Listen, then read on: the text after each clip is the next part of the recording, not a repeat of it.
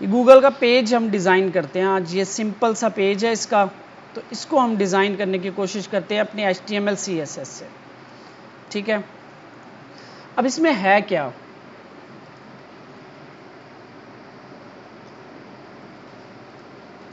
ठीक है, इसमें है क्या आपके पास? नंबर 1 तो आपके पास यहाँ पे ये एक नैव बार आ रही है। ठीक है, तो ये बेसिकली नेविगेशन है। नैव बार, मेन मेन्यू भी कहते हैं हम इसको, नेविगेशन भी कहते हैं, नैव बार भी कहते हैं। ठीक है, इसके बाद आपके पास ये एक डिव हो सकती है, हम डिवी बनाएंगे इसको। ठीक है, और उसके बाद नीचे आपके पास ये एक डिव आ रही है। इस डिव के अंदर फिर फर्दर एक ये डिव है, मैं इसको डिव में ही रखूँगा। ठीक है, और नीचे एक और डिव है ये वाली, इसको फिर फर्दर मैं 2 डिव्स में डिवाइड करूँगा। एक ये वाली, क्योंकि मुझे पता है फ्लेक्स कैसे काम करता है, मैं 2 में करके उसको जस्टिफाई कंटेंट स्पेस बिटवीन एक इधर चली जाएगी, एक इधर चली जाएगी, और इस डिव को मैं अलहदा से इसमें रखूँगा। ठीक हो गया, तो ये कुछ स्ट्रक्चर बनेगा, यानी एक तो मेन होगा हमारा बॉडी, उसके बाद ये डिव, उसके बाद एक ये डिव होगी, इसको हमने कैसे सेंटर में लेकर आना है ये भी देखेंगे, और उसके बाद ये नीचे एक मेन डिव होगी, और उस मेन डिव के अंदर जो है एक ये डिव और एक ये वाली डिव, ये ग्रीन वाली, और इसके अंदर फिर ये 2 डिव्स, ये वाली, एक को राइट कर देंगे, एक को लेफ्ट कर देंगे। और ये अब स्ट्रक्चर कैसे बनाना है, ये चीज़ें कैसे करनी है, ये हम ज़रा आप समझते हैं इसको प्रॉपर एक वेब पेज की सेंस में कैसे बनाते हैं। और ये आपके पास ये लोगो आ जाएगा, इमेज लगा लेंगे, और ये एक इनपुट है। ठीक है, और इसके ऊपर ये कैसे लेकर आते हैं ये भी देखते हैं। और ये नीचे 2 बटन्स आ गए, बटन्स मतलब A टैग्स, और ये नीचे कुछ टैग्स है। तो इसको हम बनाने की कोशिश करते हैं जितना अभी हम बना सकते हैं, टाइम हमारे पास थोड़ा होता है तो जल्दी जल्दी हम इसको बनाने की कोशिश करते हैं। तो मैं यहाँ पे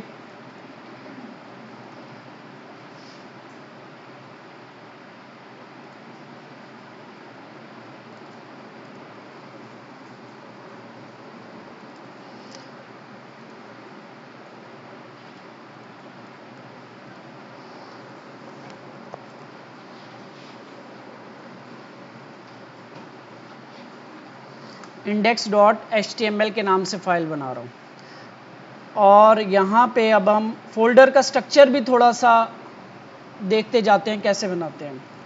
इसके बाद मैं यहाँ पे एक एसेट्स का फोल्डर बना रहा हूँ। ठीक है, इसी जगह पे इस एसेट्स में क्या आएगा आपके पास, एक तो ये गूगल का आइकन है, आई थिंक ये आइकन है, इसकी इमेज है, क्या है ये इन्होंने कुछ अलग-अलग से ना टेक्स्ट लिखा हुआ है। हाँ, ये इनका अलग-अलग टेक्स्ट लिखा हुआ है, लेकिन मैं क्या करता हूँ, मैं इसको यहाँ से स्क्रीनशॉट ले लेता हूँ एज ए इमेज, जिसको मैं गूगल यहाँ पे लगा दूँगा।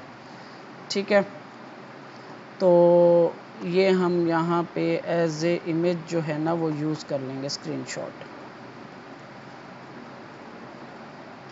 या गूगल का लोगो सर्च कर लेंगे। अच्छा, यहाँ एसेट्स में, बल्कि मैं ऐसे करता हूँ, images.google.com, गूगल का लोगो हम सर्च करके डाउनलोड कर लेते हैं। इंटरनेट को क्या हो गया, और ये एक अलहदा से फोल्डर बनाना है आपने, उसमें ये सारा काम करना है। ये देखते हैं, हाँ ये इसका लोगो है आई थिंक, और लेक्चर्स,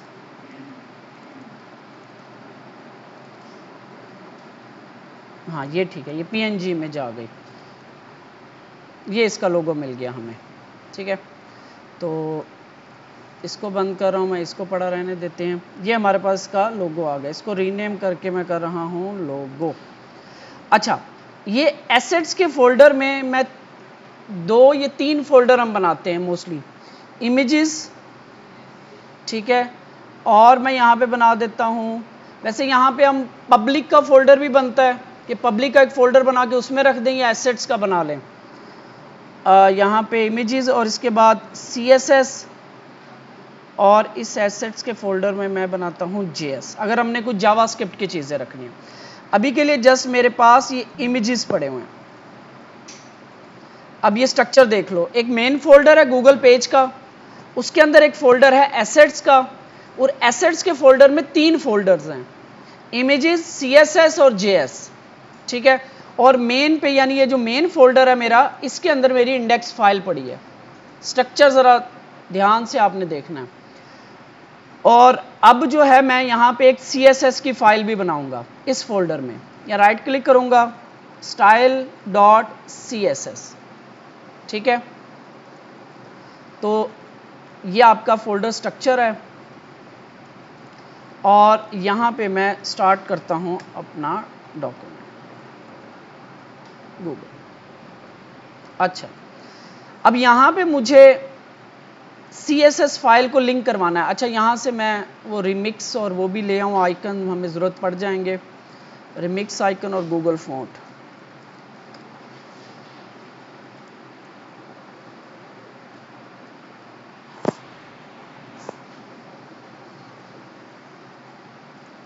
कौन सी फॉन्ट है ये?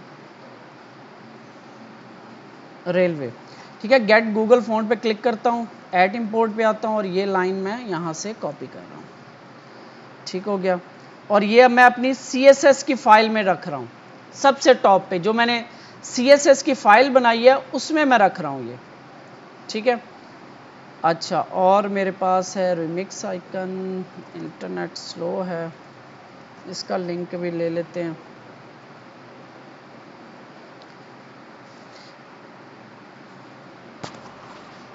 आ जाओ भाई, कहीं और पे पड़ा होगा।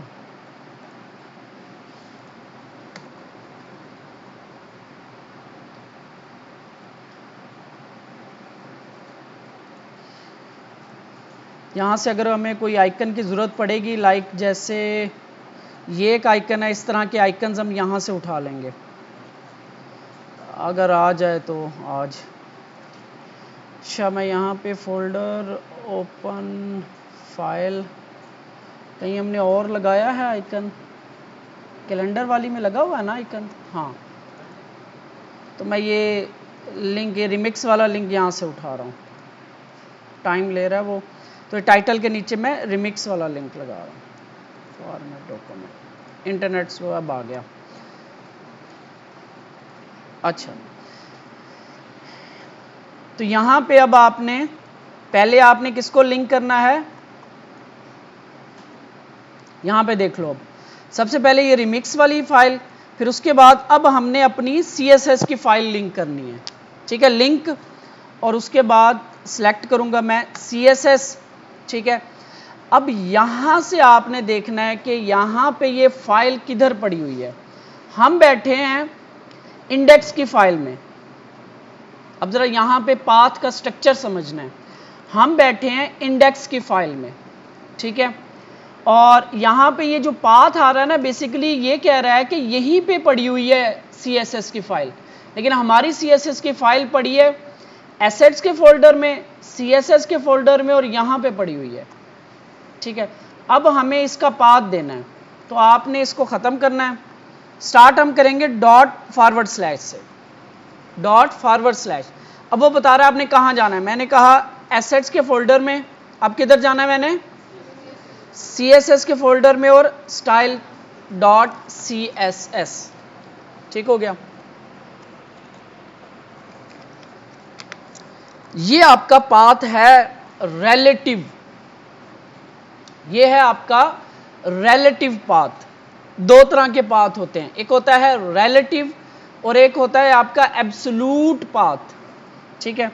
हम यहाँ पे मोस्टली यूज करते हैं रिलेटिव पाथ, यानी ये जो पाथ मैंने दिया है ये इस फाइल के रेलिवेंस है। ये फाइल अगर इधर उधर हो गई तो ये पाथ खराब हो जाएगा, क्योंकि ये पाथ ये कह रहा है कि इसी फोल्डर में, यानी कि जहां पे ये फाइल पड़ी है, इसी फोल्डर के अंदर एक एसेट्स का फोल्डर है, उसमें CSS का फोल्डर है, उसमें style.css की फाइल पड़ी है, ठीक है। ये है रिलेटिव टू दिस फाइल। अगर ये फाइल उठा के फर्ज करो मैं एसेट्स में डाल दूं तो ये पाथ जो है आगे पीछे हो जाएगा, ये खराब हो जाएगा पाथ, ठीक है। तो ये मैं मेन पे लेकर आ रहा हूं। यहां से दो तरह के पाथ होते हैं, दो तरह से हम पाथ देते हैं, एक होता है रिलेटिव और एक होता है एब्सोल्यूट पाथ। यानी इसकी मैं एग्जांपल ऐसे देता हूं समझाने के लिए कि फर्ज करो ये सामने कौन सी कॉलोनी है, गुलबर्ग कॉलोनी है। अगर मैं गुलबर्ग कॉलोनी के गेट पे खड़ा हूं, ठीक है, मुझे कोई स्टूडेंट मिलता है तो मैं उससे पूछता हूं यार आप कहां रहते हो, तो वो मुझे कहेगा सर वो सामने गली नंबर 3 में हाउस नंबर 15, ठीक है। फर्ज करते हैं street number 3 and house number 15। उसने मुझे कहां से बताया, जहां पे मैं खड़ा हुआ था गेट पे। लेकिन इतना सा एड्रेस अगर कोई फर्ज करो अमेरिका से आना चाह रहा है, वो पहुंच जाएगा? कभी भी नहीं पहुंच सकता, क्योंकि जो उसने एड्रेस बताया वो रिलेटिव बताया जहां पे मैं खड़ा हुआ था, ठीक है। एब्सोल्यूट पाथ क्या होगा कि house number 15 street number 3 Gulberg colony Lodhra Punjab Pakistan. अब ये इसका एब्सोल्यूट पाथ है, अमेरिका क्या कहीं से भी कोई बंदा आएगा तो वो किसी ना किसी दिन यहां पे पहुंच जाएगा, ठीक है। तो ये रिलेटिव पाथ है जो हमने दिया। हमने कहा इस डायरेक्टरी में इस डायरेक्टरी में जहां पे ये फाइल पड़ी है, कौन सी फाइल, ये index.html। यहां से एक आगे फोल्डर है एसेट्स का, उसके अंदर CSS है का फोल्डर, उसके अंदर style.css की फाइल है। तो यहां पे हम मोस्टली देते हैं रिलेटिव पाथ, ठीक है। तो ये आपका रिलेटिव पाथ है और ये आपका एब्सोल्यूट पाथ है। यानी रिमिक्स की CDN JS deliver.net, उसके अंदर एक फोल्डर है npm का, उसके अंदर एक 4 फोल्डर है, फिर fonts का फोल्डर है, फिर उसके अंदर remix.css की फाइल है। ये एब्सोल्यूट पाथ है। इंटरनेट जब चल रहा होगा किसी भी ब्राउजर में जाके आप ये लिखोगे तो ये आपको ओपन कर देगा फाइल। ये फाइल होती है CSS की। इसको आप ऐसे कॉपी करो और आप अपने ब्राउजर में जाके इसको पेस्ट करोगे तो बेसिकली ये जो लिंक करवाते हैं ये एक CSS की फाइल होती है। ये इंटरनेट स्लो है तो ये आपको ओपन कर देगा। अभी internet your connection was interrupted, तो मे बी इंटरनेट का मसला आ रहा है। ये इंटरनेट गया।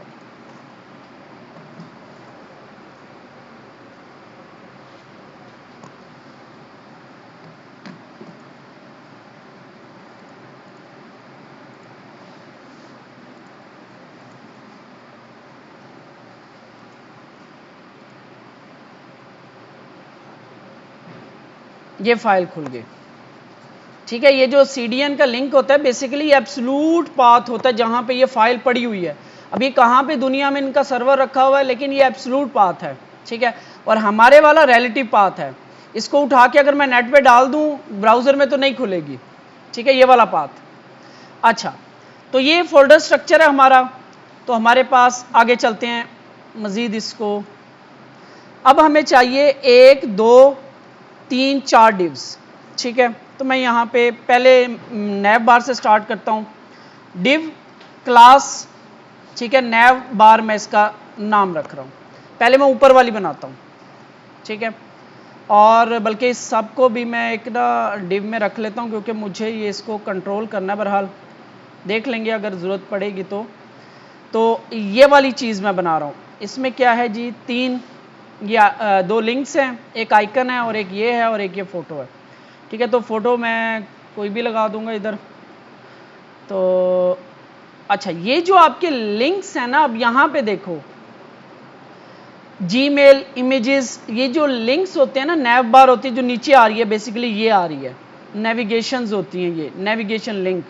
इनको किस तरह बनाना है हमने? अब जो है यहाँ पे आप स्टार्ट करोगे UL, ठीक है, UL LI A टैग, इस तरीके से नेविगेशंस बनाते हैं हम। UL के अंदर LI के अंदर A टैग।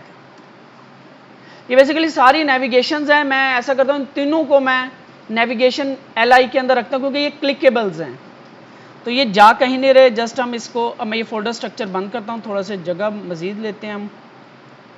तो यहाँ पे पहला है जी जीमेल, ठीक है, और दूसरा लिंक है हमारा इमेजेस, और सॉरी ये गलत कर रहा हूँ मैं, नेक्स्ट के लिए नेक्स्ट LI, नेक्स्ट आइटम, ठीक है। और उसके बाद ये कुछ ये आइकन है, तो बेसिकली ये भी लिंक होगा, तो कोई भी आई थिंक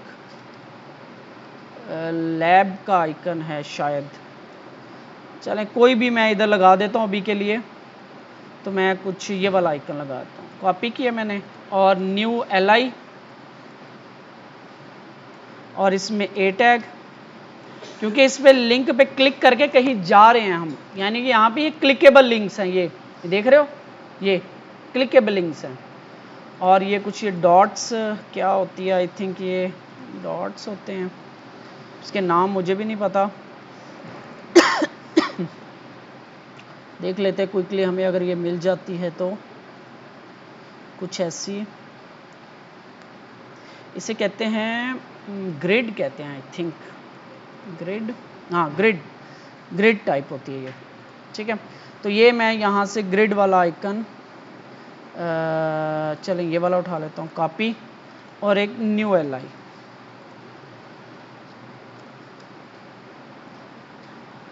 और इसमें ये आइकन, ठीक है। और एक ये स्मॉल सी इमेज है, तो इमेज जो है हम डेस्कटॉप इमेजेस, तो यहाँ से हम कोई इमेज उठा लेते हैं, और lectures, CSS assignment, Google site, assets, images, यहाँ पे मैं रख रहा हूँ, ठीक है।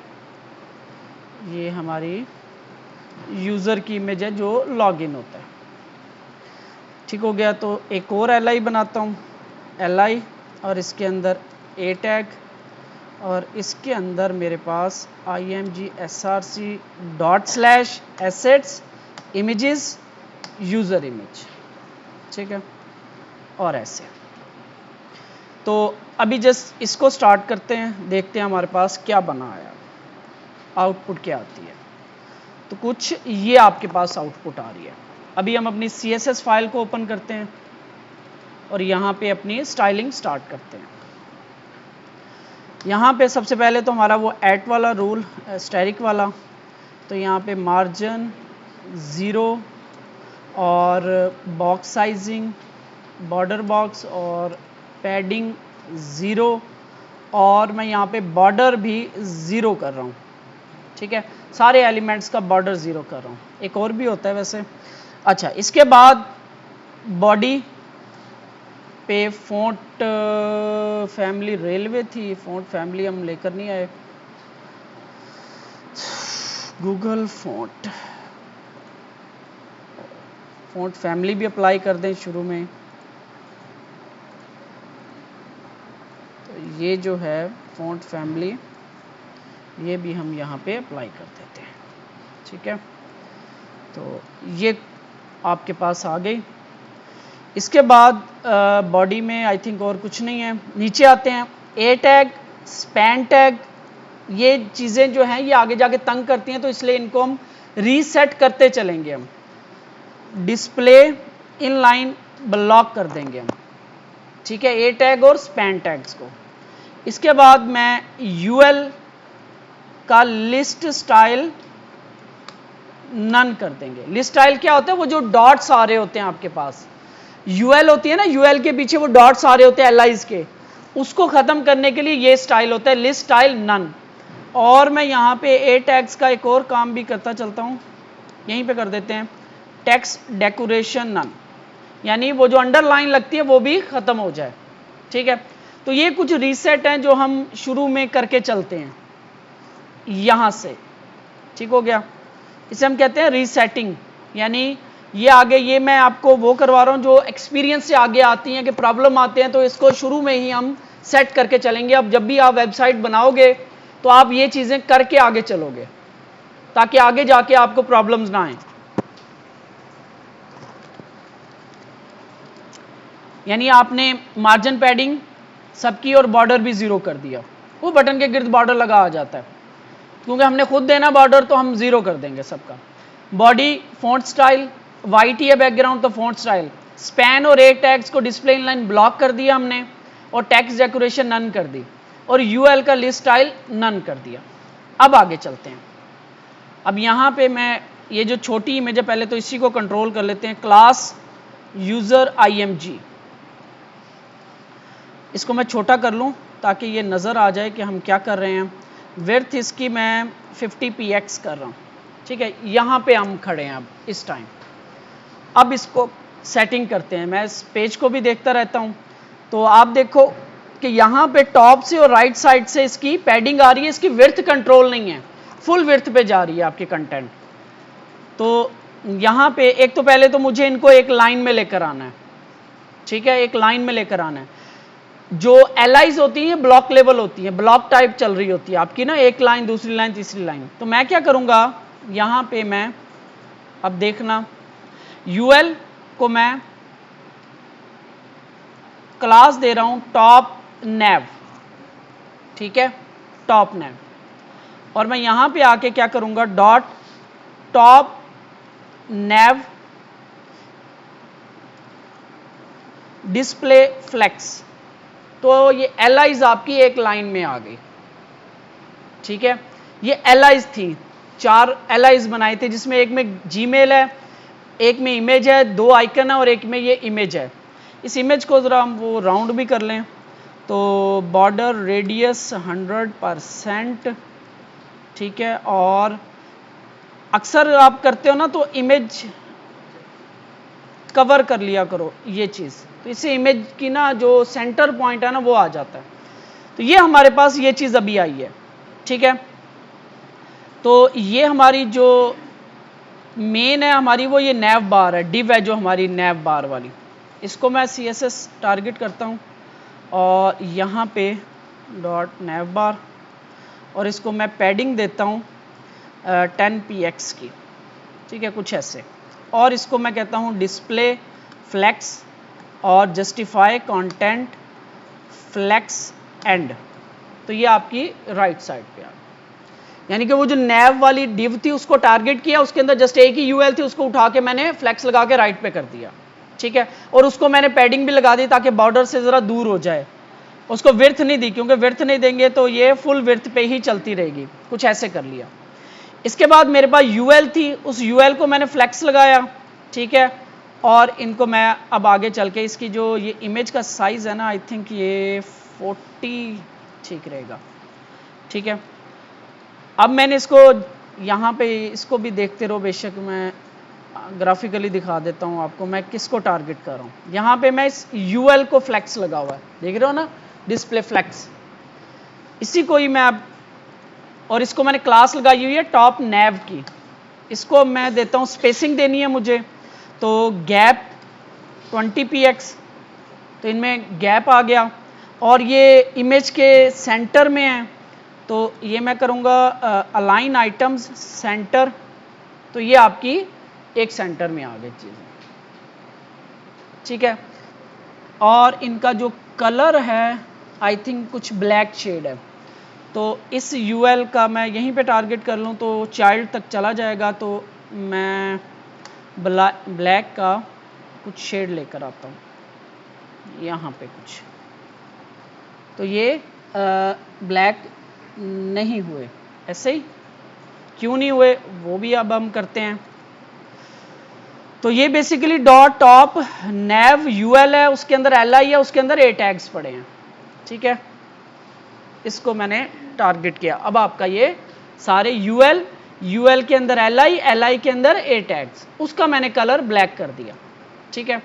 तो ये आपकी टॉप नैव इस तरीके से आपकी एडजस्ट हो गई। और इसके ऊपर जब हम होवर करते हैं तो ये देखो इन पे आ रहा है, आइकन्स पे आ रहा है, इन 2 आइकन्स पे कुछ आ रहा है। बहरहाल अभी के लिए इसको भी छोड़ते हैं। और इनका साइज़ ज़रा बड़ा है, इनका साइज़ जो है इन इमेजेस से बड़ा है ज़रा।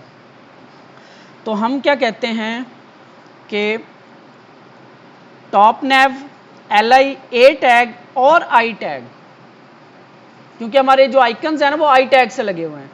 तो मैंने कहा UL के अंदर LI के अंदर A टैग के अंदर जो I टैग्स पड़े हैं उनका आप फॉन्ट साइज जो है वो 20px कर दो, थोड़ा सा इन्हें बड़ा।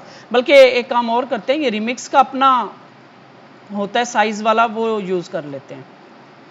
इसके आप गिटहब पे जाओगे ना, इन्होंने नीचे दिया हुआ है, अगर आपने आइकन का साइज बड़ा करना है तो ये इन्होंने ये दी हुई है, इस साइजिंग इन्होंने दी हुई है। RI क्लास है, RI XS SM L1X LG XL, ये साइजिंग इन्होंने दी हुई है। तो आप आइकन के आगे ना लगा सकते हो। मैं ये XL लगा के देखता हूँ, मैं फ़ॉन्ट साइज़ यहाँ से ख़त्म कर रहा हूँ, इसका कमेंट कर रहा हूँ और आइकन्स में जाता हूँ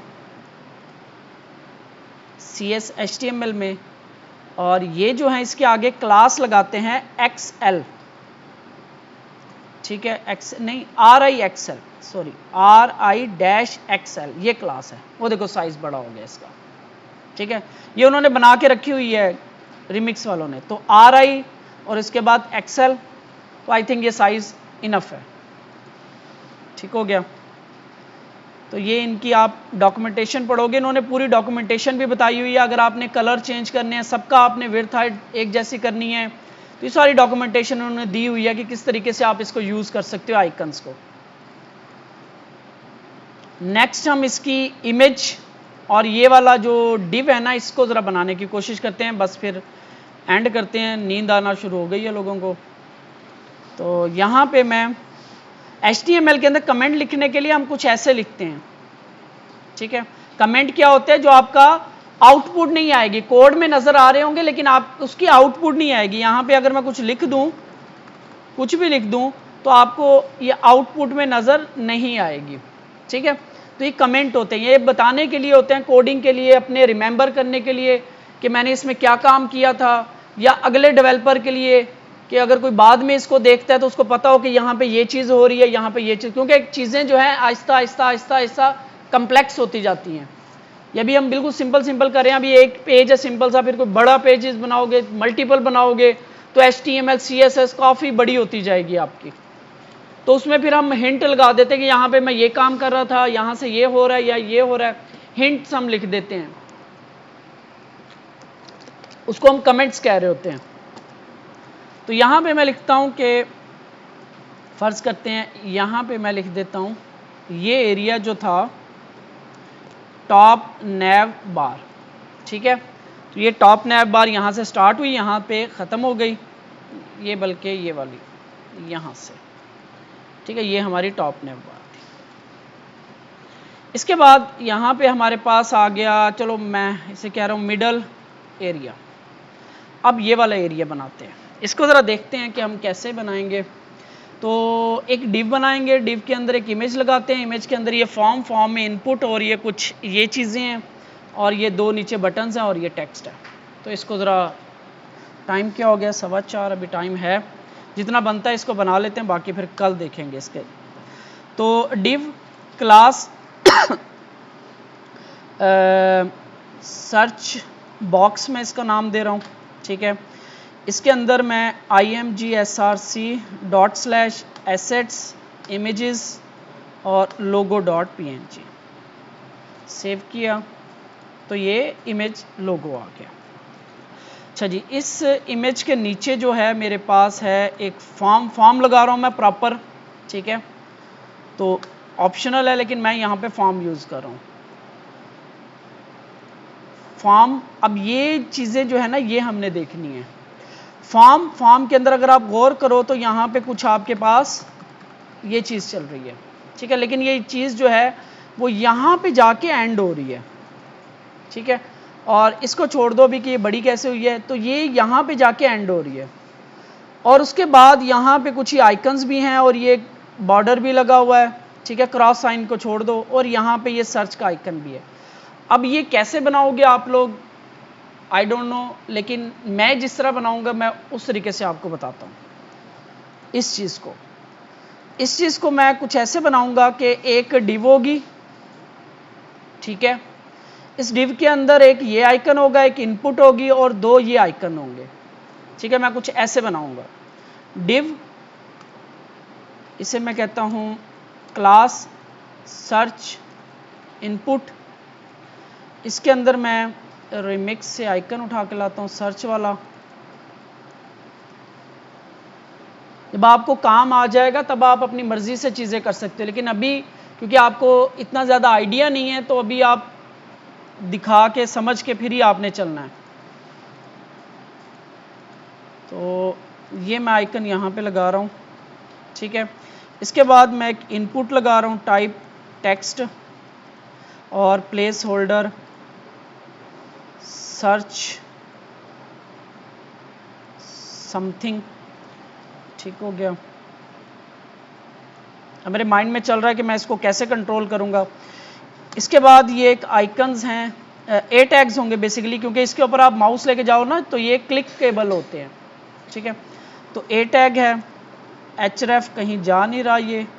इसके अंदर मैं ये कुछ आइकन लेके आता हूँ, आई थिंक सो ये होगा रिकॉर्डिंग का आइकन या कुछ ऐसे, ये वाला, ठीक है। कॉपी किया मैंने और इसके अंदर मैंने ये लगा दिया। इसके बाद आइकन था ना एक और, ये इमेज का कुछ होता है ये, तो इमेज का कुछ आइकन है, तो सिलेक्ट नहीं, पॉइंट नहीं, और स्कैन आई थिंक कुछ ये होता है।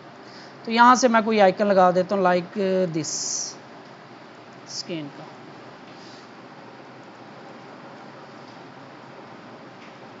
तो आपका ये कुछ ऐसे बन गया स्ट्रक्चर, ये चीज़ सर्च, इनपुट और आगे ये आइकन्स,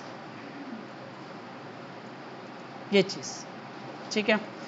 और इसके नीचे क्या है, इसके नीचे ये 2 ए टैग्स हैं और ये अलहदा हैं। इनको अभी करते हैं, पहले इनको देख लें ज़रा, इसको सेंटर में कैसे लेके आना हमने और ये सेट कैसे करना। तो यहाँ पे मेरे पास ये जो सर्च बॉक्स है, ये जो है इसको मैं यहाँ पे बॉर्डर लगाता हूँ 1px सॉलिड रेड कलर। तो ये कुछ ये चीज़ है, ठीक है। तो इसकी जो हाइट से मुझे अब करना पड़ेगा, क्योंकि यहाँ पे मेरे पास ऐसी कोई जगह नहीं है, शुरू से मैंने ज़रा बुरे तरीके से किया। इसकी हाइट हम लेके आते हैं और कुछ अभी के लिए नॉर्मल हाइट दे देते हैं, कुछ हाइट 500 पिक्सल कुछ ये, ठीक है। और इसको मैं करता हूँ डिस्प्ले फ्लेक्स और justify content centre, align item centre, ये चीज़। इस हाइट में मैंने इनको सेंटर में कर लिया। अब क्योंकि मैंने ये सेंटर में किया है तो ये चीज़ एक लाइन में आ गई, तो मुझे इसका स्ट्रक्चर देखना पड़ेगा, ये एक लाइन में और फॉर्म एक लाइन में। तो मुझे इसका जो अलाइन आइटम्स है, अगर मैं इसे, हाँ फ्लेक्स डायरेक्शन, सॉरी, अब यहाँ पे मैं फ्लेक्स डायरेक्शन इसकी ऐड करता हूँ, फ्लेक्स डायरेक्शन कॉलम, ऐसे कुछ, ठीक है।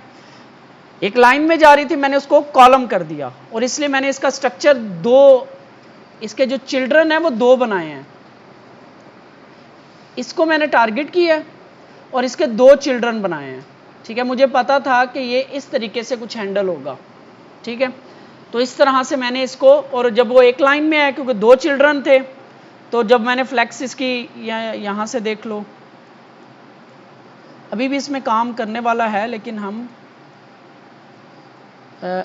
इसको जैसे ही मैंने इसकी फ्लेक्स डायरेक्शन ये थी, कॉलम कर दी, तो इसके 2 चिल्ड्रन ऊपर नीचे आ गए, इमेज, इमेज के बाद वो फॉर्म, फॉर्म के अंदर एक डिव है, ठीक है। तो इनमें हम अब हम गैप भी दे सकते हैं, गैप 30 पिक्सल, तो जितना भी हमने गैप देना है, ठीक हो गया। तो अभी के लिए यहाँ पे बेहतर है, आगे चलते हैं, इसकी सेटिंग करते हैं, बस यहाँ पे एंड करते हैं इसको। तो ये कुछ हमारे पास ये आ रही है बड़ी सारी डिव, तो इसको मैंने क्या किया हुआ है, इंस्पेक्ट एलिमेंट, ये सर्च बॉक्स है मेन, इसके अंदर ये इमेज, इसके अंदर ये फॉर्म, फॉर्म के अंदर मैंने एक डिव रखी हुई है ये वाली, इसको अब मैं स्टाइलिंग करूँगा, ठीक है। इस डिव को मैं, इसका टारगेट, इसको मैंने क्लास दी हुई है सर्च इनपुट, विड्थ इसकी अभी मैं दे रहा हूँ 300 पिक्सल और इसको एक बॉर्डर लगा देता हूँ सॉलिड रेड कलर। ये जस्ट आपको दिखाने के लिए कितनी इसकी इंटेग्रिटी क्या है, कहाँ तक पहुँच जा रही है ये।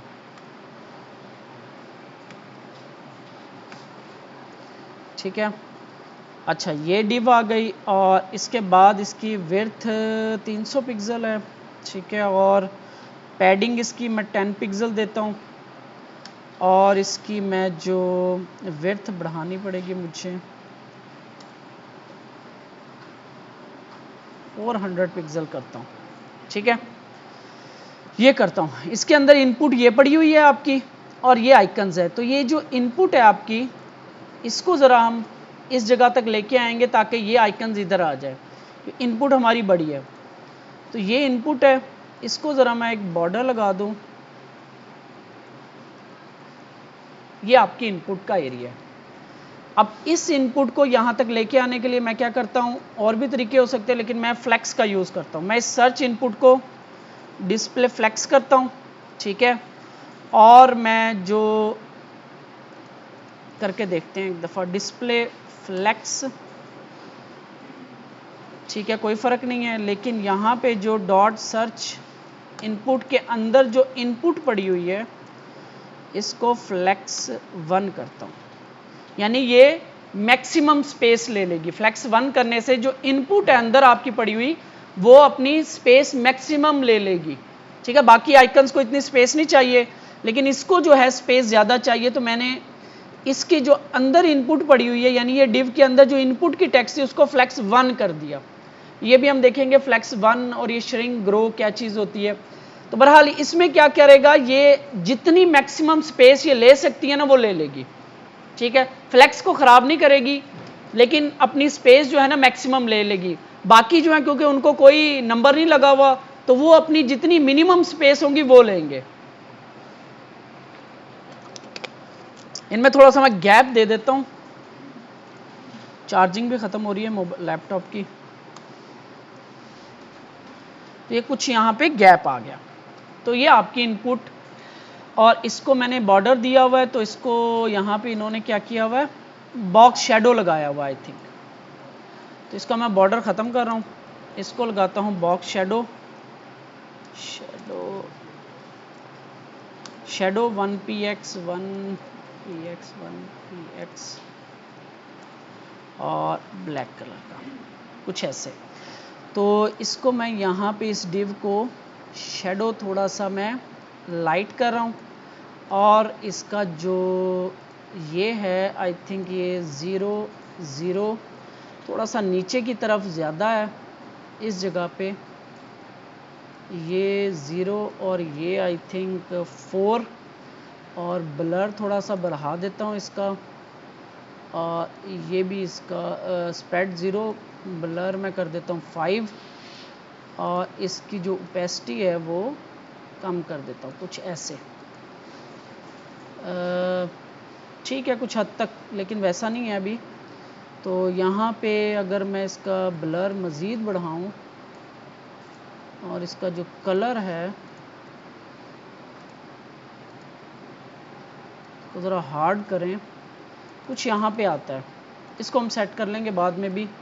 तो अभी के लिए मैं इसको यहाँ से उठा रहा हूँ, और ये शेडो और बॉर्डर रेडियस 10px, और पैडिंग जो है टॉप बॉटम से, अब इसकी पैडिंग नहीं देनी, ये जो इनपुट है ना इसकी पैडिंग देता हूँ, पैडिंग 10px। तो ये कुछ ऐसे, ठीक है। अब यहाँ पे हमें ये वाला मसला आ गया, तो डिस्प्ले फ्लेक्स है, तो अलाइन आइटम सेंटर, तो ये आपके सेंटर में आ गया, ठीक है। और इसको इस इनपुट बॉक्स को के अंदर जो इनपुट थी, ये वाला बॉर्डर है, ये नहीं, ये बॉर्डर कहाँ से आ रहा था हमारा, अच्छा ये यहाँ से आ रहा था, ठीक हो गया। और इसका ये जो सिलेक्ट हो जाता है ना, ये हाईलाइट होता है I think, outline, sorry outline none नहीं होगी आई थिंक 0 होगी, तो ये आपका आउटलाइन भी ख़त्म हो गया, ठीक है। इस तरीके से अब इसका शेडो वो नहीं है, शेडो को हम सेट कर लेंगे, लेकिन काफ़ी हद तक हमारा जो है वो चीज़ बन गई। शेडो बहुत ज़्यादा हार्ड हो गया, तो इसका 10 कर देता हूँ, इसका ब्लर, ठीक है। ये चीज़ कुछ बन रही है, और इसका जो रेडियस है ना, इसका रेडियस बढ़ाना पड़ेगा हमें। Border 1px solid red colour, तो इसका रेडियस हम बढ़ाते हैं। बॉर्डर रेडियस किधर है, ये रहा। तो बॉर्डर रेडियस वो इस तरह से ये चीज़ हो रही है, तकरीबन